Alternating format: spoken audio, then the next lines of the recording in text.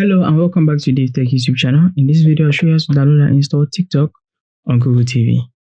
Before we continue, a quick reminder. If you're using a smart TV, Fire Stick or Android TV device, I highly recommend using a VPN. A VPN helps protect your privacy, secure your connection, and keep your personal data safe while browsing or streaming. I personally recommend NordVPN. It's fast, reliable, and works smoothly with TV devices. I've put a special link in the description. If you want to check it out, do so right now. Let's get back into the video. Let's get started. So we're going to head over to the browser app and click on browser. Just head over to the search bar